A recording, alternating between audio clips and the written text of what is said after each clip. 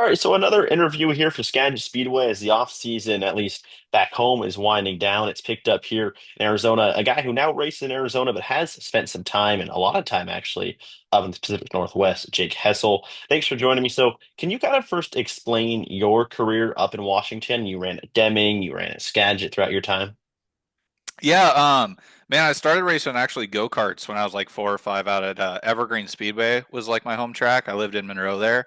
And we kind of got to the end of that when I was around 10 or 11 or so. And then that's when we started racing junior sprints up at Deming. Got to meet a bunch of friends there, kind of moved through the ranks, ran the restricted division, and then kind of jumped to 1200s, raced a bunch of 1200 stuff. And then started racing sprint cars at age 14. Won a first couple races. We ran Elma and then Skagit.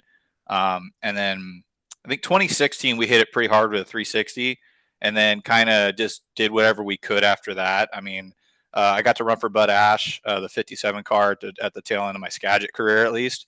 So that was really cool. But yeah, I would say at least a solid 10 to 13 years, somewhere in that range of racing, sprint cars, micros in the Northwest. So. So, what made you first? You said your home track with Evergreen Speedway make that kind Mhm. of jump from that pavement to, hey, I want to go race a junior at Deme and to that dirt side instead of continuing a pavement route. Yeah, we didn't like my family doesn't necessarily have like a past in racing. Like my dad always wanted to do it, but he could never afford to. The karting thing just kind of happened naturally. His business partner went out got a shifter cart. He got one. My dad's actually super talented in the shifter cart. Like he didn't even know that until he got in one. And then it was really the only sport that actually like I enjoyed. Like I tried playing soccer and all that other stuff, but karting really clicked. And then we kind of just karting in the Northwest, you had to travel a lot, like a really like to Oregon or Idaho to go race and like make it worth it, kind of. So we were looking for other things to do, and we just I don't even actually know how he knew. Like my dad used to go to Ascot when he lived in California, so like he knew what sprint cars were. So I guess he must have just looked it up, like to see if there were any micro tracks or whatever. We went out to Deming one weekend when we still had all our kart stuff, and man, I just fell in love with it. Like they could tell I didn't say anything during the whole night. I was just like zoomed in, like watching. I wanted to go see the cars. And like literally the next weekend, we got a junior sprint and started racing. So it all happened pretty fast, but I'm really glad we went that route. So, how long did you spend at Deming before you made that jump to Skagit? I'd have Did to you go run back. through all the classes? I didn't actually ever own an open car, Okay. 600. I ran for a couple people, Spud Allen, Brock Limley's car owner at the time. Gosh, I feel really bad. I forget the guy's name, but I ran for him a couple weekends when Brock couldn't run. I think he had some big car stuff to do. Um, had some success. I also ran for Clint Schlotfelt. That's how Jesse and I became really good buddies. We kind of ran through the ranks, and then I was his teammate for maybe a race or two when they had two Okay. cars. But no, I really found a home in the lightning sprints or the 1200s. That's where I really enjoyed those cars. I still all my buddies up there. I always ask if like, hey, is there a ride I can come up? Like, hey, can I make Clay Cup this year? Like, I love racing those cars at Deming. They are just again like to this day that is probably the most fun racing I've ever had was lightning sprints at Deming. Just just raw. I mean, and at the time when I first got into it, I was racing against all the guys that were going and running sprint cars on the weekend. So like Brock was running. I think Brock still races, but like he was in his heyday when he was running there. Um, Eric Drake, Bloodgood, just so many like at the time like Northwest big name guys that were running the lightning sprints. And even though I was a young kid crashing them every weekend, it was a lot of fun. And I learned probably more than any other car. I learned the most in the 1200s at Deming how to race. So I'm really glad I stuck with those cars. Really, it was a pretty cool direction to go. Can you elaborate on that when you learned the most at 1200 to Yeah. race? So like the 12 like so when I started the power steering wasn't in almost any of the cars. So I'm like a little Okay. 12, 13-year old like trying to like manhandle this car around the track. And like I said, most of the time it didn't go well, but I got into a couple guys. I still feel bad to this day. But it was just racing a bigger car on a smaller track, and the way Dimming was like, and unfortunately, I haven't been there in the last couple of years, so I'm sure it's just as good as ever.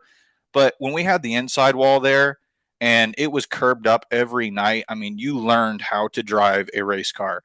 And the 600s are fun and they're competitive, don't get me wrong, but they kind of, once you get them dialed in pretty good, they more or less drive themselves. It's closer to a wing sprint car in the sense that you just kind of let the car do its thing. The 1200, even though it had a wing on it, you had to manhandle that thing. Hmm. And learning how to use the brake, learning how to use the power, because I mean, you're running almost twice as much power in a 1200, or now they're thousands or whatever. But I just felt like those cars required so much more driver to get around the track and be competitive and be fast. And again, in tight quarters racing, like, excuse me, I just got comfortable with it, like being really really close to guys, having to figure out how to get by guys when there really isn't a lane to get by. So there's so many good learning qualities in that class, I believe, that you kind of don't find anywhere else. So, like I said, I'm really glad I ran those cars a lot. So you raced Deming, and then can you talk about that transition into Mhm. Skagit Speedway? What made you decide to go away from Deming and get into the bigger cars at Skagit? Well, we love Deming. I mean, still, again, like I said, like we'd go back if we had the opportunity to. I love that track, but I think the goal was always to get into a sprint car, and I think probably about when I was getting into them was when you started to see younger kids get into sprint cars earlier, kind of graduate through the micro ranks rather than hanging out in the micro ranks for a long time and then graduating, kind of thing. So, like I said, I think I was 14 when we got our first sportsman sprint from Swatsina, Corey Swatsina, and we just I think it was like my dad's dream, a combination of my dad's dream and like the natural progression. Like Hmm. we want to see like, how far can we take this? And we were already hanging out at Skagit every week, and I was sitting in everybody's cars. Like I want to drive a sprint car. I want to drive a sprint car. So I mean, we got one, and we actually won our first 2 or 3 races, I think it was, in the sportsman division, and then it just kind of took off from there. Like we had the lightning sprint still, so like we would kind of do some sportsman stuff, some lightning sprint stuff, but it just kind of got to a point like 2016. I said we did it, we hit it pretty hard. That was our first full 360 season. Everything went into the 360, so it was like look, we're gonna give a shot at this. We're at the time Summer Thunder Series was the big sprint car series, so like we ran that full deal, and we struggled. We had a lot to learn. Um, but again, like just the natural progression of things. Like I think the goal for any kid is to get into a sprint car at some level, and I was just fortunate enough to be able to do it a little bit earlier in my career. What was that like when you first stepped on the pedal of the Sportsman or even the 360? So we went to play day at Skagit, and my buddy Derek Roberts was there helping us. And at the time, he was the defending. I think he had stepped down from 360s to sportsman, but he was like the sportsman champion of the previous year, and the year before that, I think he was a 360 champion. And he was a buddy of ours, and he was just helping me out. He's like, "Look, there's a lot to get used to. Just take your first session." I was the only car on the track. Just go half throttle the whole track until you feel comfortable, and I don't think I ever lifted off full throttle as soon as I got there. It was like right as the green went, I hammered on it, and it was a special feeling, man. I mean, going from the lightning sprints, I kind of had a respect for the power in a sense. Not that the lightning sprint makes as much power, obviously it doesn't, but relative, right? So lightning sprint dimming very close to what I would say it's very close to a 360 at Skagit, just by relativity, right? Hmm. Um, and the sportsman, like it did, obviously big V8, those cars are still making 400 or 500 horsepower, and but the biggest thing was the wing. In the 1200s, you had to turn that car into the corner. You had to set it. You had to use the throttle and the brake to get it to turn. And I was trying that in the sprint car, and I drove through the infield in the first lap. I think that was the biggest wow factor for me, was just feeling the wing. The wing, I wish everybody in the planet could experience it. It is truly an amazing experience just to feel that wing speed, how much it affects the car, how much it turns the car on its own. It was a big learning curve, and it was just a cool thing in general. And like I said, I wish everybody could experience that, man. It's a really special feeling. What do you remember, or at least hold as your biggest accomplishment at Skagit Speedway? Oh man, I still to this day have not won a 360 wing race there, and that irks at me because I got close so many times. Um, And it's tough. I'd have to say at Skagit, I think winning our first race there in a sprint car, I think winning was not was pretty special. I mean, when we had raced the weekend before Elma and won, but there were only 6 cars there, and it was kind of a like I don't want to say it was a fluke, but I started up front and it just kind of it just happened, right? Hmm. But Skagit, man, like at the time the sportsman division was packed. I mean, we had a B main, we had a lot of really competitive guys that were either kind of going through their period in the 360s and stepping down to sportsman. Kelsey Carpenter is a big one. I remember. I mean, he was pretty much the guy to beat in all, even in the 410s in a certain part of his career, and then he had stepped down into the sportsman. So like he was the guy I was competing with, and to beat those guys our first night in the car racing at Skagit, I mean that was pretty awesome. It was not unexpected for sure, and just really special. All right, well, that's cool. So I was talking with Caleb, and he told me Mm. you drove his midget at one point. I want to ask about that. Yeah, so man, Caleb's been a friend forever too. Yeah, when he had his midget and he was getting his own racing career going, there was a weekend at Deming, I think it was the Big Al Memorial. It was a 2-day midget show at Deming, and it was the first time I drove a Focus midget. A little heavier and a little bit less power than the 1200, obviously wingless too. Man, that was just such a fun weekend. It was I got, just racing. I always wanted to race wingless, so like that was actually my first like experience like running without a wing. And so that was really fun too. It just, I mean, Caleb basically gave me free reins. He's like, "Hey man, like if something happens and you tear it up, like we can fix it." I'm like, "All right, well that's not the goal, but that's nice that you're giving me that out, right?" So, man, that was a great week, and I think we finished. It was like a points combined weekend deal, so I think we were like fifth or so in the points out after the whole weekend was over. I think I finished, I don't know, like fourth and sixth, maybe both of the nights or something like that. So it was just a fun weekend, man. It was like racing with my dad. It kind of, the way my dad is and the way I am, we're pretty serious, pretty, there to compete. And racing with Caleb and I think it was Ryan Culley that was like the camp that he was pitted out of the Culleys. They're just so laid back and just there to have fun, and it made it so enjoyable. It was just like obviously that we're there to compete and win, but like it was such an enjoyable weekend and it was just fun. So yeah, that was fun. I still remember the little sticker he had. I don't know where it came from, but the sticker he had on the front of the hood is "I will fight your children." I don't know where that came from, but that was I remember that was on the front. So I gotta I, ask him I don't about know where that. that came from, but Yeah, I'm gonna ask him about that. So you didn't yeah, tear it up yeah. at least. Mm-hmm. What year would that have been? I think that was either 2017, maybe, or no, Okay. maybe it was earlier than that. Maybe it was like 2015 or 2016. Okay. I have to go back and look. I don't remember. I remember Hickel was my teammate. Okay. Um, Gosh, I don't remember. It must have been That's 2015 or okay. 2016. Yeah. So I kind of want to ask you now, you raced a Skagit and you've actually made the transition down here to Arizona. What brought you Mhm. down to AZ? So my parents have always liked the warmer weather growing up in California. Washington just got to be kind of just dreary and rainy all the time, right? And we had some friends down here that had a place, and at the time we had a really cool track down here, ET Speedway or Arizona Speedway, not to be confused with Central Arizona Speedway. And it was like 15 minutes from our friend's house, so we started making the trip. They had some non-wing sprint car races, which we actually built a car for, ran before we actually moved down here, had some success in that. And then we kind of just wanted to make it a home. Like it was an up and coming track. They started to have a bunch of big events every year. And it was just, I don't know, it just seemed like, for my family to get out into some warmer weather, for them to be a little happier, and for us to kind of branch our racing out a little bit. Me and my dad are always big on racing new tracks and getting new experience. And so that was what initially pushed our move.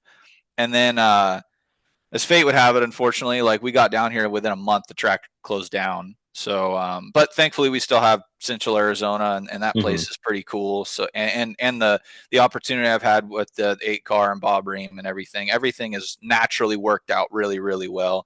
And obviously, I still miss Washington, like the racing atmosphere up there. I mean, most of my racing friends are up there. I always try and find opportunities to go race Skagit every year.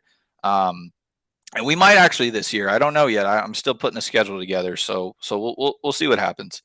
I was just gonna ask, could we see you up at Skagit all this year? TBD Yeah, maybe? it's a possibility. I obviously can't promise anything yet. Of course. The new opportunity I've got with Jeremy McCune and the OJ, they're in Montana, so it's quite a bit closer. And I was up there last week and helped put some cars together and stuff, and we had kind of talked about it a little bit, like, hey, we obviously I think it's the 360 or Summit Nationals is paying 25,000 to win Yeah. this year. Yeah, the Boss Burger Brew Yeah, so Internationals. Yeah. that is on our radar for sure. I think our current plan is to just go run some races in Montana, get a feel, see if we feel like where we feel like we should be or could be, and if we feel like come those dates, it's June or July. Yeah, I think you might see us out there, and I still got to work on some things there, and but that would be really cool. That'd be special for me to get back to my home track and if we could go race that deal, I'd be very pleased. When you bring that up, I made sure I had to put on my Bob's Yeah, Burger Brew there you go. There you Summer go. Yeah, National yeah. shirt at That's why our I got Baker's I got 360 race. all my sponsor stuff on, trying to be as professional as possible. It's So good. for people who don't know, what is your racing career kind of down here in Arizona look like? It's kind of up and down. We our series. So like I wanted to be a big non-wing guy, and it's more prevalent down here. The non-wing stuff was, so it kind of I just wanted to try it. I wanted to maybe see if I could run some CRA stuff, which I have been able to with the 8 car and Bob Ream.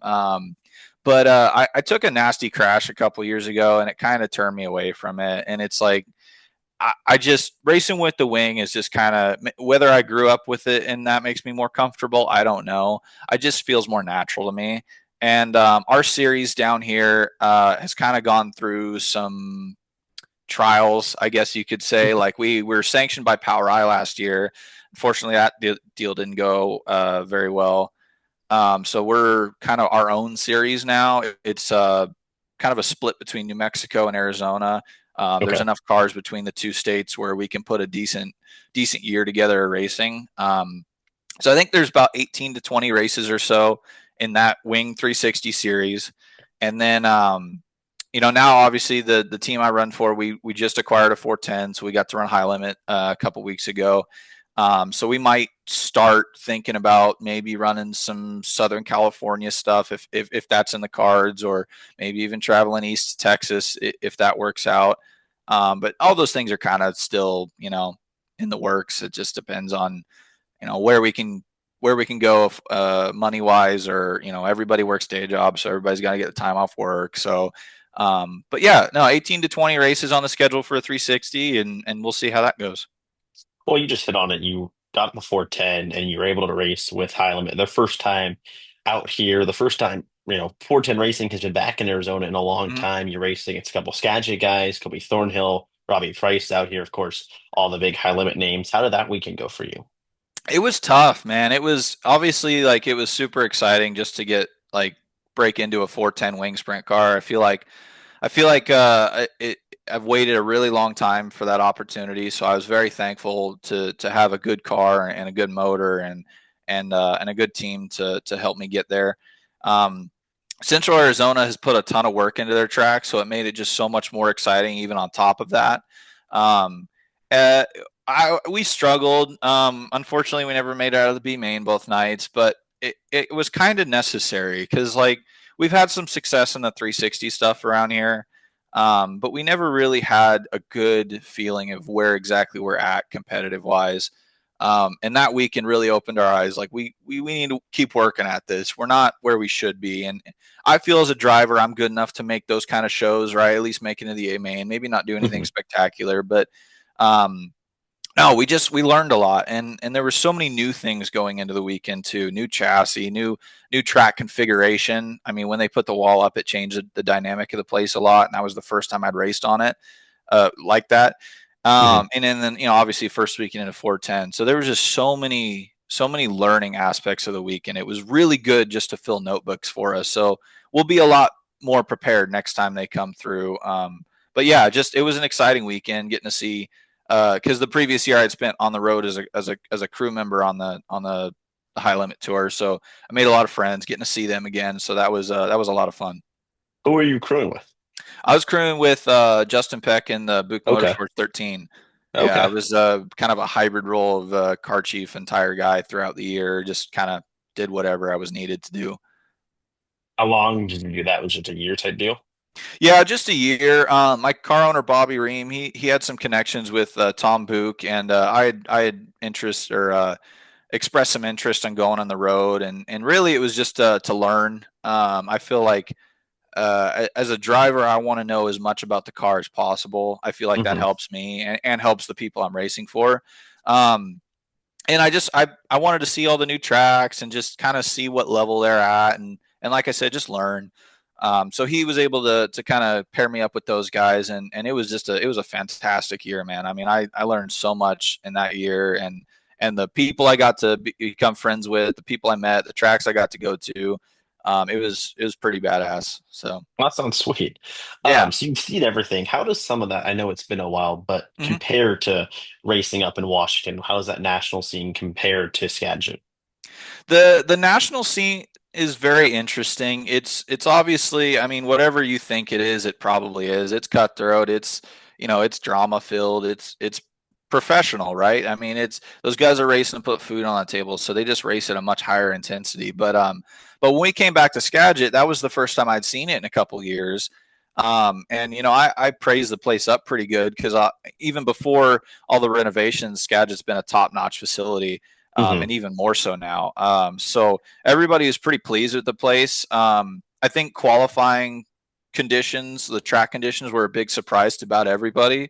But once it got time for racing and the main events came around, man, everybody was pretty jazzed up about the place. So that was cool to see. And we, our team, the 13, had a kind of a rough weekend, but it was cool to get back home and cool to kind of see all the renovations that have been done and again, it just it got me more excited about Skagit even. So like I would have wanted to go there before and race, but I really want to go back now. And um, I think for Skagit on the regional level, I think you guys have really something special going on. I think that's one of the things. Being on the national tour, you kind of could tell how your weekend was going to go based on what region you were racing in. Hmm. For example, if you're racing in PA, you not only have to deal with the high limit guys, you got to deal with the posse and everybody else out there that is, I mean, any of those guys on those tracks are just as good, if not better, than the national level guys. Yeah. And coming back into Skagit, obviously the weekend that Trey Starks had was just incredible. And it's cool to see my home track have a super strong regional contention, and that was really special. Yeah, I think it's been something that's been really done a good job building back up. We've brought the 410s back in, and they've Hmm. just brought that kind of level of competition, of course, over the years Hmm. back to kind of what it was. Yeah, absolutely. Um, well, thank you so much. Where can people find you if they want to follow along with your racing career? Yeah, I have just my Facebook page. There's Jake Helsel Racing. I'm trying to grow my racing page and get that a little bit more of a following. My personal page, just Jake Helsel on Facebook. That's where I get most of my interactions, or excuse me, that's where I share all my racing page posts and everything. So that's the best place if anybody wants to keep up with what I'm trying to do this year. Trying to break that 30 race barrier, which I haven't been able to do in a long time. So that would be cool if we could do that. But yeah, that's where you can follow along and kind of see what we end up doing this year. Well, Jake, we hope to see you back at Skagit Speedway. It's been good catching up with you. Thank you so much for your time. Yeah, appreciate it, man. Appreciate it. Yeah, I hope to see you guys back out there.